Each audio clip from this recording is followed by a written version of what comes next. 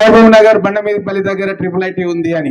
బండమీదపల్లి పక్కన పాలమూరు యూనివర్సిటీని తీసుకొచ్చినప్పుడు ఇప్పుడు బండమీదపల్లి పక్కన IIITని తీసుకొచ్చి కాలేజీ తీసుకొస్తా ఉన్నాం. బండమీదపల్లి పేరు మామూలుగా లేదు. ఆ పేరు కేవలం కాంగ్రెస్ పార్టీ అధికారంలోకి వచ్చిన తర్వాతనే ఈ బండమీదపల్లి పేరు తెలంగాణ వ్యాప్తంగా మారుమోగుతా ఉంది. మళ్ళీ మీరు సురేందర్ రెడ్డి గారిని ఇక్కడ గిరన్నను అక్కడ గెలిపించుకొని ఆ పేరును నిలబెట్టుకొని బండమీదపల్లి అభివృద్ధిలో భాగస్వాములు కావాలని చెప్పి కోరుకుంటా ఉన్నాం. అలాగే 200 యూనిట్లు ఫ్రీ ఇస్తా ఉన్నాం. 98% ఇండ్లకు, పేద ఇండ్లకు ఫ్రీ కరెంట్ ఇస్తా ఉన్నాం. మా మహిళలకు బస్సులో ఫ్రీగా ఉచిత రవాణా సౌకర్యం కల్పిస్తా ఉన్నాం. త్వరలోనే ఈ చుట్టుముట్టు ప్రాంతాల్లో బ్రహ్మాండంగా బస్ స్టేషన్ కూడా ఏర్పాటు చేయాలని చెప్పి గౌరవ ముఖ్యమంత్రి గారు చెప్పి రింగ్ రోడ్ చుట్టుముట్టు పెద్ద బస్ స్టేషన్ ఏర్పాటు చేయాలి.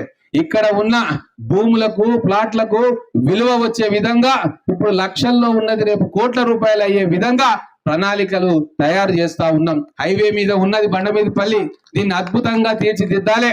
మదీనా దగ్గర మా మైనారిటీ పిల్లల కోసం, బండమీదపల్లి పిల్లల కోసం మన పిల్లలు 50% పిల్లలు ఇక్కడ ఇంజనీరింగ్ కాలేజ్ ఉచితంగా చదువుకోవచ్చు.